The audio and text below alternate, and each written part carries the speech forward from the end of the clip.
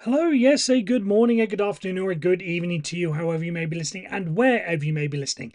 This is the latest edition of the Baldwin Sports Media NFL podcast coming to you at the end of, once again, another eventful week, not just in the NFL, but also across the nation. As I'm sure everyone is aware, unless you have been living under a rock for well, pretty much for the past 4 years, there is an election literally happening right now. For the sake of disclosure, it is 20 past 6 on election night. I have got CNN on in the background. Nothing like political leaning. I just feel they have the best coverage.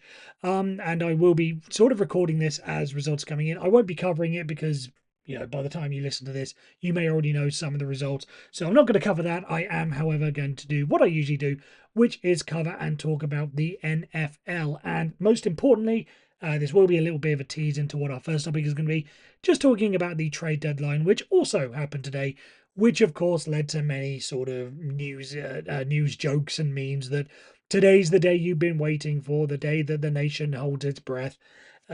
There will be many ups and downs. There will be many close. There will be many insider sources, and they're talking about the trade deadline and all that sort of stuff. So we will be talking about that. But first, before we do that, I do have to do the admin for the show, which is as simple as me thanking you for listening. And if you are a new listener, don't forget that you can like and subscribe on whatever podcast platform you are listening to this on. And if you are a returner, then thank you once again, as always, for making us even just that little bit small part of your week. Now, don't forget you can also follow us and like us and do whatever it is that needs to be done on all the various social media platforms.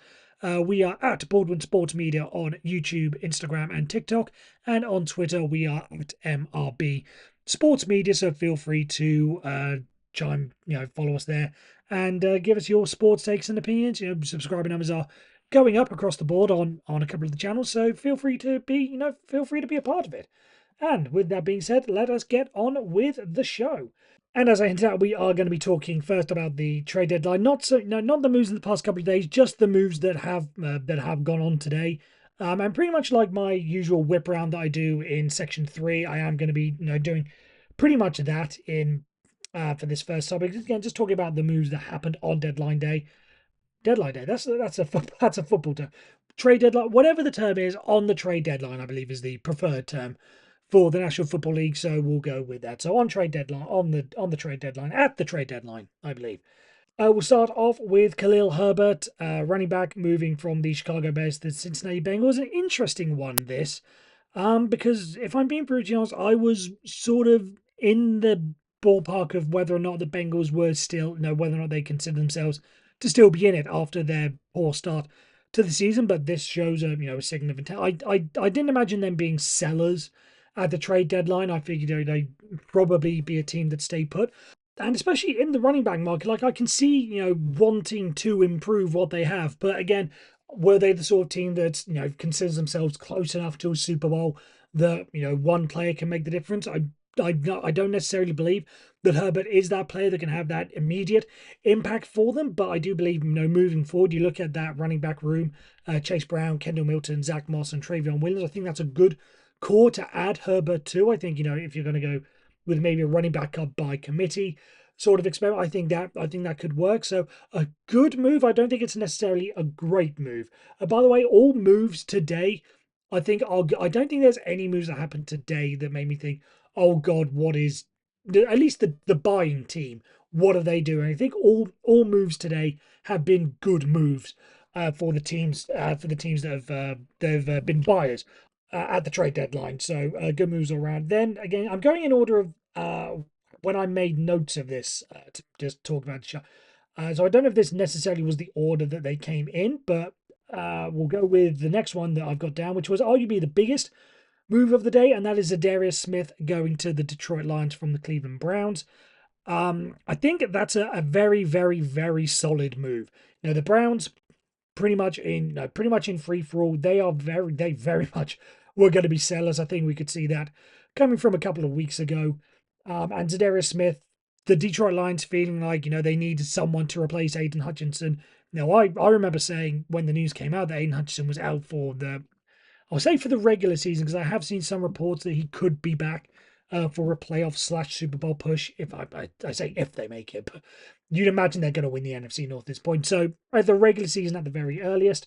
So needing to replace Aiden Hutchinson, going out and getting Darius Smith, fine, incredible, acquisition. And again, someone that moving forward, if it's if this is a team that's looking for depth as well, imagine having Aiden Hutchinson and Darius Smith, A, on the offensive line, and B, imagine if one of them moves. I say one of the if there's a depth rotation option there, so you're getting one of them always at 100%. That's going to be incredible for the Detroit Lions as they continue to move on. So Darius Smith. We sort of expected this move to happen over the past couple of days, but it became official at the trade deadline, so that's how we get to talk about it now. Moving on, we have Mike Williams going to the Pittsburgh Steelers. Now, we all knew that the Pittsburgh Steelers were going to be in the market for a wide receiver. There's been talk, the Brandon Ayuk stuff has been going on since the summer.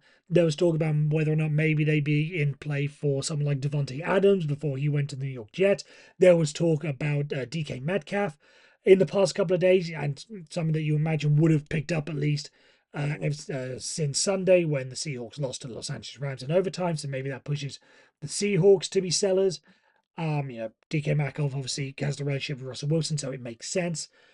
But in the end, they get Mike Williams, and I think this is a solid number 2 wide receiver. In places he may have been the number 1 wide receiver in other places, but I think looking at what the layout is for the Pittsburgh Steelers, as well as what Mike Williams is now, getting on to 30 years old, he's only had 166 yards so far this season. Knee is not exactly in the best of condition. So a solid number 2 there, I think, for the Pittsburgh Steelers, assuming that George Pickens is going to stay as number 1. Then you'd have Van Jefferson moving down to 3 and Calvin Austin moving down to 4. I think that's a very solid group for the Pittsburgh Steelers. And again, it was the one position that everyone knew they needed to get, and they got it. Was it the ideal signing for them? No. Again, you would have wanted Ayuk or Metcalf or Adams or someone along those lines. But someone like Mike Williams to take that number 2 role, take away some of the attention away from George Pickens to allow him to flourish, I think is a very good move from the Pittsburgh Steelers just as a whole. Moving on to the next bit of news, and that is Marshawn Lattimore going to the Washington Commanders. Now, this one not necessarily, again, great move by the Commanders. I'm not, that, as I said at the start, there's all good moves for the teams that pick them up. The thing that I'm going to talk about really is the fact that he didn't go to the Kansas City Chiefs, which I think I've seen a couple of memes and it is starting to ring true. It's sort of really kicked into gear in the light of the DeAndre Hopkins trade from the Titans to the Chiefs. Is that you've probably seen similar memes, but basically all 31 teams should be coming together and having like a gentleman's agreement not to send weapons on either side of the ball to the Kansas City Chiefs in order to stop the dynasty. And that was one of the talks early on in the morning, that the Chiefs were in play for Marshawn Lattimore. So again, there was maybe the feeling of the superpower is only going to get more super. But in the end, he goes to the Washington Commanders. Very great pick, and I think also a pretty good signal of intent as well, that the Washington Commanders feel that they are in a win now mode, which 12 18 months ago I think would have been pretty hard to picture for the Washington Commanders, given the state of their franchise and how things have gone previously. But getting someone like Marshawn Lattimore now, adding to a very, very good defense with Dan Quinn, a defensive-minded guy, as their head coach, very, very good move for them. And again, even better for the league as a whole, because he did not go to the Kansas City Chiefs, so we get to save ourselves from that. And then finally, Tre'Davious White moving to the Baltimore Ravens. I think sneakily the best move on the trade deadline, because you look at what that Baltimore Ravens secondary is. You got the likes of Carl Hamilton and Brandon Stevens and Marcus Williams and Marlon Humphrey and Eddie Jackson and Nate Wiggins, the first round of this year, who's very good. Even if you look at like the depth options, like someone like Arthur Millette is a very solid player who can come in for you at a pinch. Now to add someone like Tre'Davious White into there as well makes it a very, very competitive and very, very solid defensive back group for the Baltimore Ravens. And again, sort of shows that the Baltimore Ravens are in. I mean, we already knew they were in win now mode, but just a pretty good, solid move for them to signify and solidify their chase for the AFC North. Again, this is always the thing that you play to win your division, or you craft your team in order to win your division. I think there may be this move in particular may have come as a result of seeing what the Pittsburgh Steelers have done and improved around themselves, so they know they're gonna be in a battle in that game with George Pickens, and the Mike Williams trade came first, so they want to do something around that, and then moving forward, trying to figure out how to stop moving forward in future years, rather trying to stop Joe Burrow and Jamar Chase and all the players on the Bengals. And if the Browns get their quarterback situation sorted out, then they have some weapons. You want to stop them as well. So very much a move for now and for the future. So as I said, that's just a wrap up of the moves that happened on deadline day, at the trade deadline. Screw it, I'm going to keep calling it deadline day. This is easier. All the moves that happened on deadline day. Yeah, pretty solid moves for everyone that picked up. Various trade conversation again. I don't think anyone really overpaid or underpaid. I think that every player that moved pretty much got what they were worth in the market. So again, pretty astute moves for all the teams that bought, and good draft capital for those who sold, so they can help rebuild their team moving forward. And speaking of moving forward, we are going to be moving forward onto our next topic. And well, I suppose moving forward, it's about changing for the future. Some teams did make changes this weekend, as Dennis Allen was fired as the head coach of the New Orleans Saints. And the Raiders fired offensive coordinator Luke Getsy. I want to focus mainly on Dennis Allen and his position with the Saints. I think, given the way the season turned around for the New Orleans Saints, this was a move that I think most people would have expected. He was one of those candidates on the verge of the hot seat at the start of the season, and if they didn't make the playoffs, then you would imagine a move being made at the end of the season. But after winning their first two games, the collapse that they have been on, punctuated by the loss to the Carolina Panthers, the worst franchise in football, just sort of sums up just how bad things are. So they want to get a head start. And also, I think the trade deadline move, moving Marshall Lattimore, kind of signals as well they are in full rebuilding mode, and they need to be, because their cap hit, this was taken yesterday, so I know there's going to be some changes to it, but it just shows just how bad of a situation they are in. So as of yesterday, for the 2025 season, they are $61.5 million over the cap. Again, some of it would have been taken away with the Marshall Lattimore situation, but that is a lot of rebuilding that has to go on there. So bringing in the head coach now, or a new head coach, even if it's in an interim, coming in, giving him a couple of months to work out what needs to be done, what changes need to be made, and then giving him the off season to say, right, this guy I need to keep, this guy can go, this guy can go, in order to restructure the whole squad.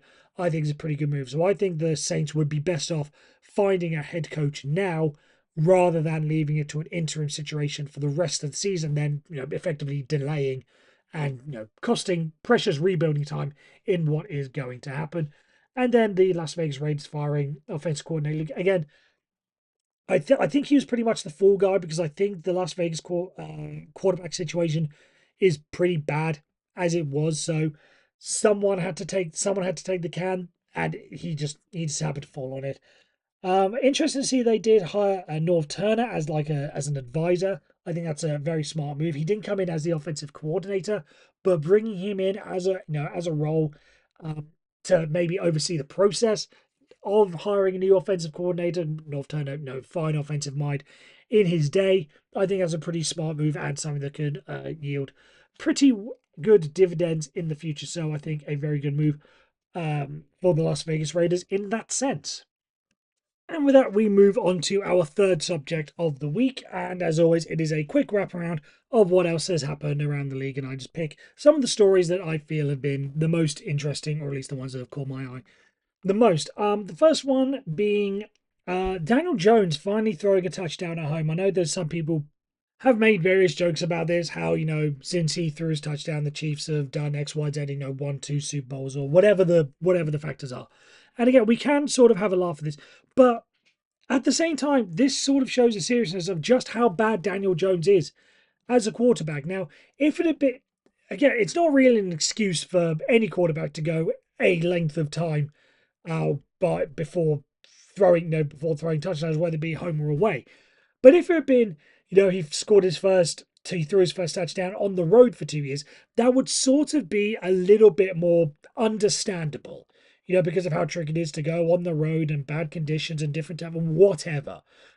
But to go 2 years without throwing a touchdown at home, in fact, it's not strictly 2 years, 672 days, it's pretty much 2 years, in NFL terms, but whatever.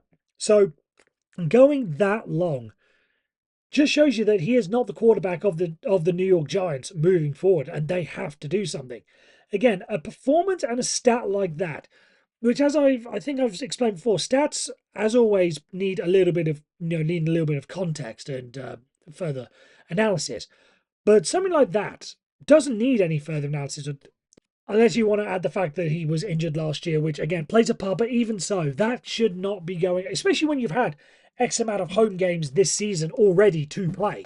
So Daniel Jones is just not a good quarterback, at least not a good starting quarterback in the NFL. He wants to, you know, have maybe a Baker Mayfield resurgence somewhere, maybe go be a backup somewhere, fine, or a fill-in, fine, a bridge quarterback, fine. But I can't see him being the starting quarterback for the New York Giants moving forward. And, barring a miraculous turnaround, I can't see him being a starting quarterback in the anywhere in the NFL. Who's going to want to take Daniel Jones if he is putting in performances like that? It doesn't quite work like that. So Daniel Jones, I mean, if I was the New York Giants, honestly, I would bench him right now. Just let him see out the rest of the season. Don't get him injured.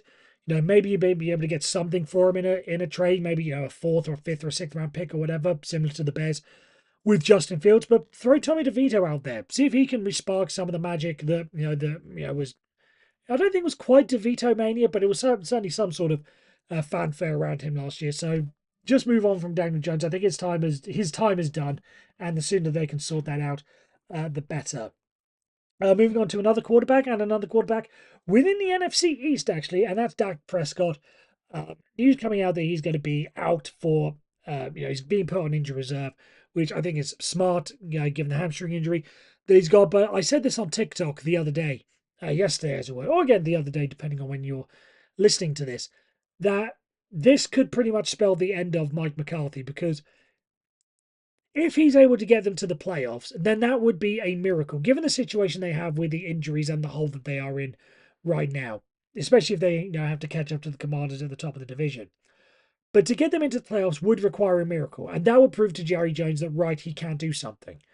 But this is going to give Jerry Jones all the excuses in the world to, add the season, get rid of him, because there is no way that the Dallas Cowboys are making the playoffs if Dak Prescott, as many of his, restrictions there are and tendencies that, may off-put you, choosing him in the playoffs and the struggles he had there. But in the regular season, he's pretty good. But if he's not going to be able to make it through the regular season, there is no way the Dallas Cowboys are going to make the playoffs. And that will be all it is. That will be all that Jerry Jones needs to say, right, we're moving on from this. So I think Dak Prescott's injury has pretty much put the nail in the coffin for Mike McCarthy and his tenure with the Dallas Cowboys. And speaking of coaches who are going to be, who are pretty much on the way out, I think we can pretty much say that of Doug Peterson with the Jacksonville Jaguars after they lost another game, this one to the Philadelphia Eagles. But again, it's another one that's going to take a bit of a miracle for them to get out of the AFC South, particularly when you look at, the Texans doing their thing. The Colts looking better. Again, not perfect, but better than I certainly gave them credit for. And so the Jaguars look as if they're going to miss out. And if I'm the Cards, you think, has Doug Peterson taken them as far as they can go? I think he pretty much has.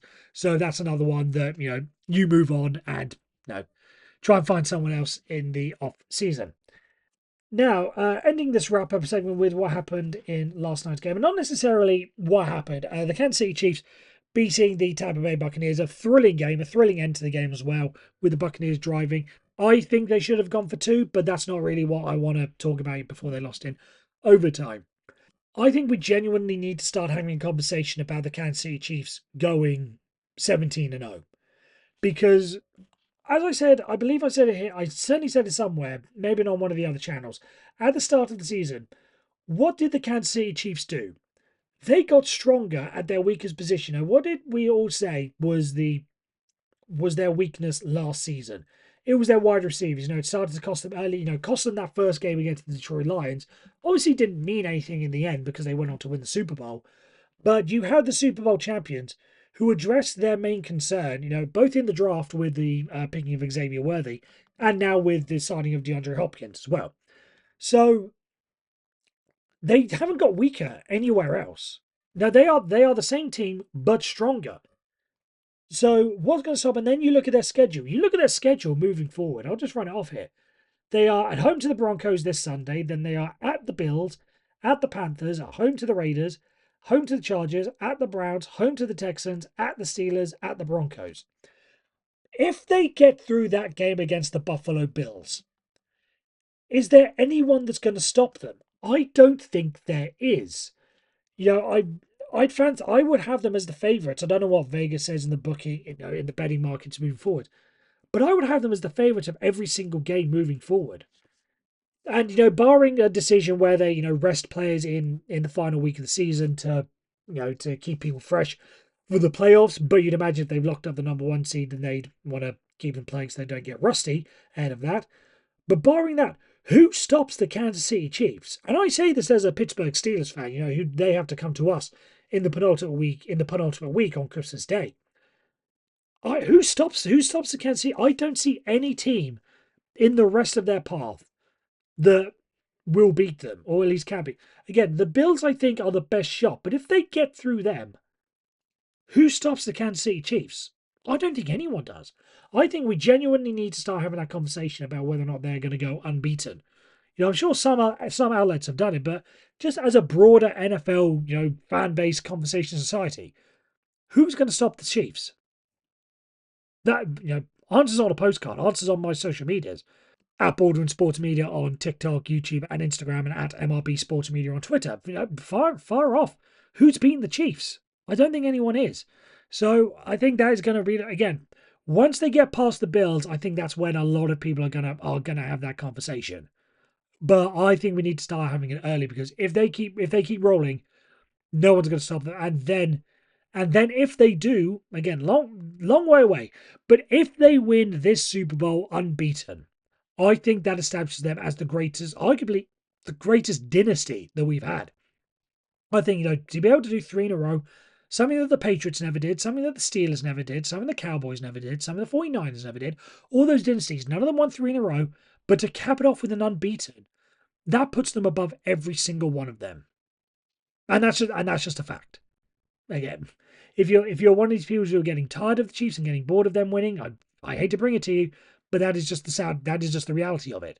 If they win this Super Bowl undefeated, they are the greatest team of all time. That's just the end of it. Right, that is the end of that little rant, if you would, and the end of our NFL segment. But as always, I do like to bring you one story from outside the world of the gridiron. And for this, I want to turn to soccer. And one of the biggest controversies you are going to see, well, it's not the biggest, because the team that was on the wrong end of it eventually ended up winning, but still a very controversial incident happened over the weekend in the FA Cup. I won't go into bore you with the details of what the competition is, but just in this game, it was Newport County versus Peterborough United.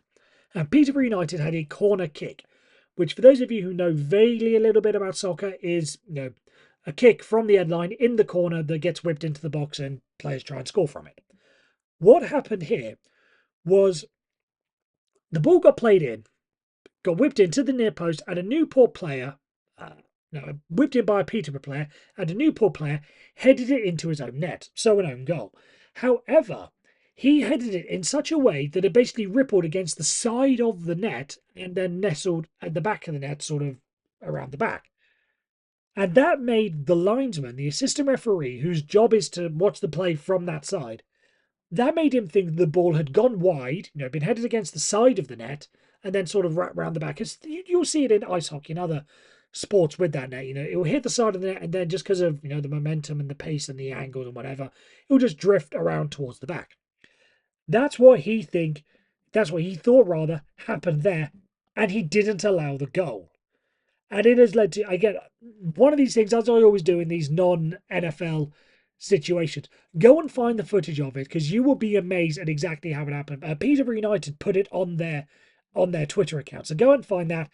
Just very controversial, very interesting to see the camera angle they had of it and the conversation between between the referee and the assistant referee in the whole thing. Just a excellent little insight into into the conversation to go on and everything like that. So that is it. Go and check it out. I implore you to do that. Just a very, very funny story. Again, if the Peterborough United, the team that had the goal disallowed, were to lose, it would have been a much bigger thing.